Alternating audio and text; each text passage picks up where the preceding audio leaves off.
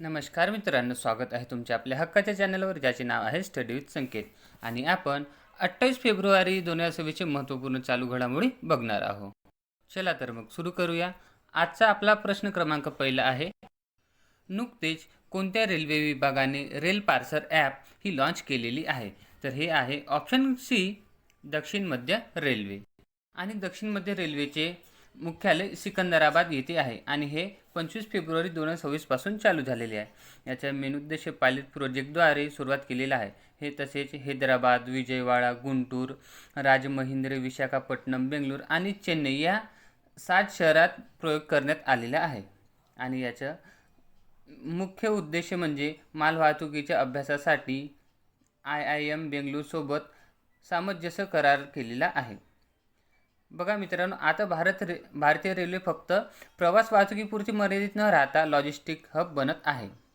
He door to door सेवा करून courier कंपन्यांनी आता रेल्वेसुद्धा घरून पार्सल उचलून घरपोच देणार आहे.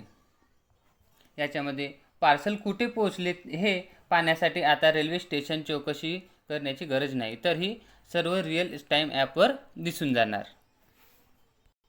तर बघा मित्रांनो, एखादी रेल्वे विभाग चर्चेत आला तर त्याचे मुख्यालय आणि त्याने नवीन घेतलेले निर्णय हे एक्झाममध्ये नक्की विचारले जातात.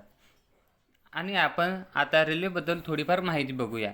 बघा, पहिली रेल्वे जी आहे ते 16 एप्रिल 1853मध्ये बोरी बंदर म्हणजेच मुंबई ते ठाणे इथे 34 किलोमीटरचा प्रवास केला होता. आणि पहिली विद्युत रेल्वे म्हटलं तर ही 1925मध्ये सुरू केली होती. हे डेक्कन क्वीन म्हणून या ट्रेनचे नाव होते आणि ती मुंबई ते पुणे धावली होती. आणि पहिली मेट्रो रेल्वे म्हटलं तर हे कोलकातामध्ये 1984मध्ये सुरू झाली. भारतातील पहिली खाजगी रेल्वे स्टेशन ही हबीबगंज आहे. तर आणि आता याचे नाव राणी कमलापती स्टेशन झालेले आहे. तर रेल्वे बोर्डची पहिली महिला अध्यक्ष म्हणून जया वर्मा सिन्हा यांची निवड झाली होती. आणि रेल्वे बोर्डचे पहिले अध्यक्ष क्लेमेंट हिंडले हे होते. चला तर मग आता प्रश्न क्रमांक दुसरा बघूया. भारतीय हवाई दलाने कलारी लीप हा सराव कुठे आयोजित केला होता? याचे उत्तर आहे ऑप्शन सी, लक्षद्वीप.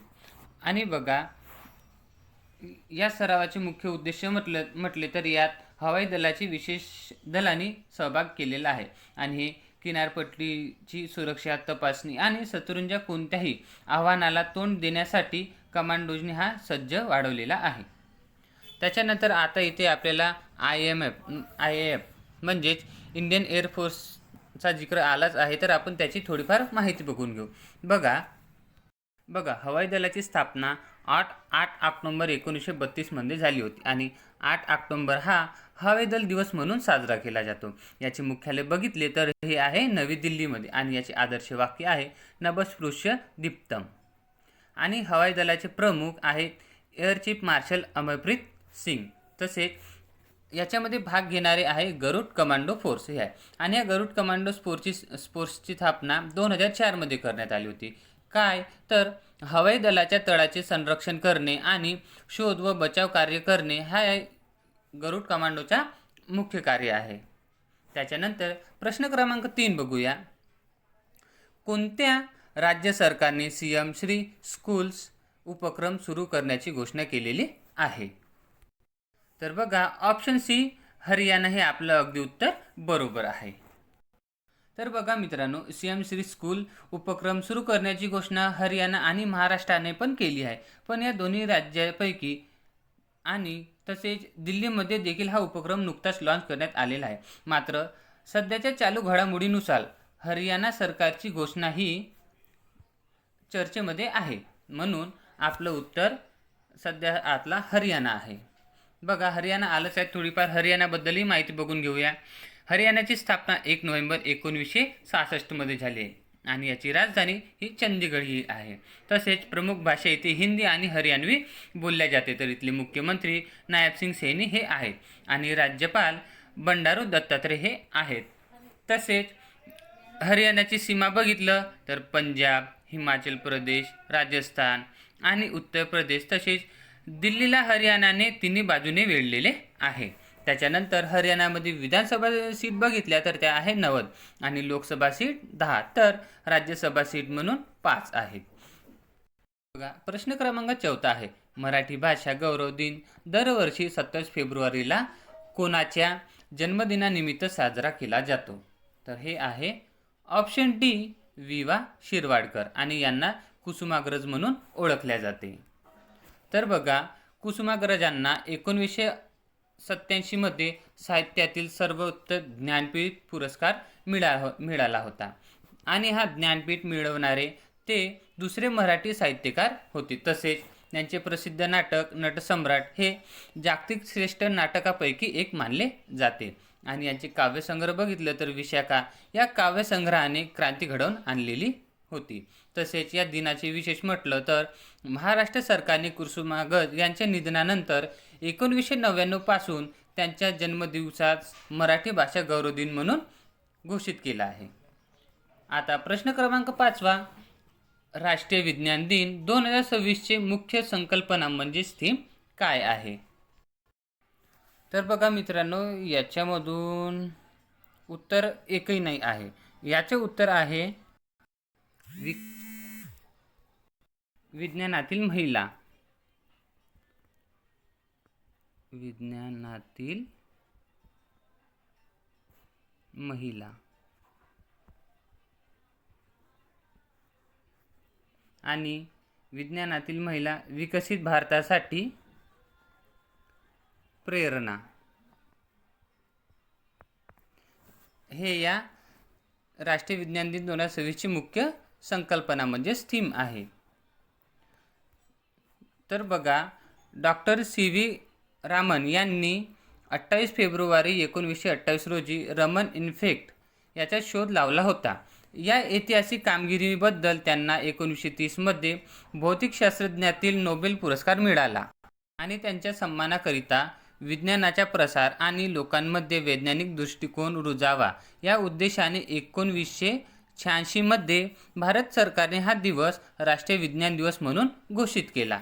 चला तर त्याच्यानंतर प्रश्न क्रमांक 6 आहे आपला, रस्ते वाहतूक मंत्री नितीन गडकरी यांनी नुकतेच कोणती नवीन प्रणाली लागू करण्याची घोषणा केली आहे ज्याच्यामुळे नियम तोडल्यास परवानगी रद्द होऊ शकते?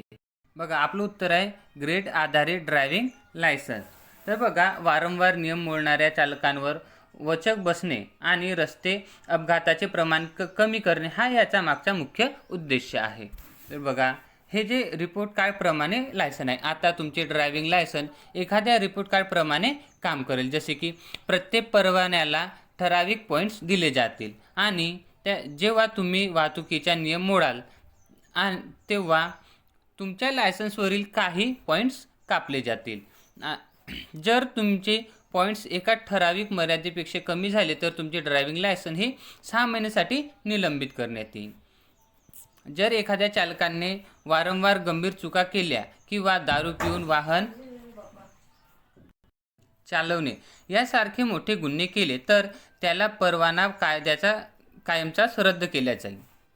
त्याच्यानंतर प्रश्न क्रमांक 7 आहे.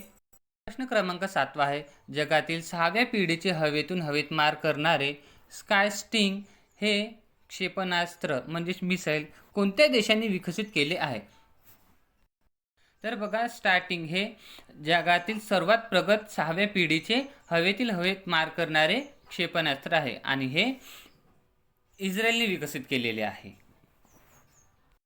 आणि हे क्षेपणास्त्र नजरेच्या टप्पेकडे असलेल्या शत्रूंच्या विमानांना अचूक मारू शकते. आणि हे शत्रूने जे रडार सिग्नल जाम करण्याचा प्रयत्न केला तर हे क्षेपणास्त्र आपला मार्ग बदलणार नाही आणि हे आवाजाच्या कितीतरी वेगाने प्रवास करेल ज्याच्यामुळे शत्रूला सावरण्याचा मौका मिळणार नाही. आणि याच्यामध्ये कृत्रिम बुद्धिमत्ता म्हणजेच याचा वापर सुद्धा करण्यात आलेला आहे ज्याच्यामुळे हे स्वयंचलितपणे लक्ष्याचा पाठलाग करून मार करेल. बघा इस्रायलची चर्चा झालीच आहे तर आता आपण इस्रायलबद्दल थोडीफार माहिती बघून घेऊया. इस्रायलची राजधानी जेरुसलम, येथील चलन आहे न्यू शेकल. तर येथील जी संसद आहे जे आता मोदीजीने जिथे भाषण दिले होते ती आहे नेसेट. आणि इथली गुप्तचर संस्था ही सर्वात पॉवरफुल संस्था मानली जाते ती आहे मोसाद. आणि संरक्षण प्रणालीबद्दल माहिती बघितली तर इस्रायलची आयरन डोम ही हवाई संरक्षण प्रणाली जगात प्रसिद्ध आहे आणि इथले पंतप्रधान बेंजामिन नेतन्याहू हे आहे. हा देश पश्चिम आशियामध्ये असून भूमध्य सागराच्या किनारपट्टीवर आहे. त्याच्यानंतर प्रश्न क्रमांक 8 आहे, फिडेच्या फेब्रुवारी 2026च्या ताज्या क्रमांकातील कोणत्या भारतीय बुद्धिबळापटू हा जागतिक 5व्या स्थानावर आहे? तर ते आहे अर्जुन एरिगेसी. बघा बुद्धिबळ खेळाचे नियंत्रण फिडे ही संस्था करते आणि याचे मुख्यालय म्हटलं तर ल्युझेन जे स्वित्झर्लंड येथे आहे. आणि पहिले ग्रँडमास्टर हे आपले विश्वनाथ आनंद हे 1988मध्ये भारताचे पहिले ग्रँडमास्टर ठरले. आणि पहिली महिला ग्रँडमास्टर म्हटलं तर एस विजयलक्ष्मी ही आहे. आणि विश्वविजेते डी मुकेश हे जगातील सर्वात तरुण अनडिस्प्युटेड विश्वविजेते आहेत. आणि भारतात 20 जुलै म्हणून आंतरराष्ट्रीय बुद्धिबळ दिवस साजरा केला जातो. त्याच्यानंतर प्रश्न क्रमांक 9 आहे, RBIचे दुसरे डेटा सेंटर कोणत्या शहरात स्थापित केले जाईल? ते आहे ऑप्शन ए भुवनेश्वर. आणि पहिले डेटा सेंटर बघितलं तर ते आहे नवी मुंबईमध्ये. आणि हे डेटा सेंटर खोलण्याचे मुख्य उद्देश म्हटलं तर RBIची वाढती माहिती सुरक्षितपणे साठवणे आणि बँकिंग क्षेत्रातील सायबर धोक्यापासून संरक्षण करण्यासाठी तज्ज्ञांना प्रशिक्षण देणे हा या प्रकल्पाचा मुख्य उद्देश आहे. आपण RBIबद्दल थोडीफार माहिती बघून घेऊया.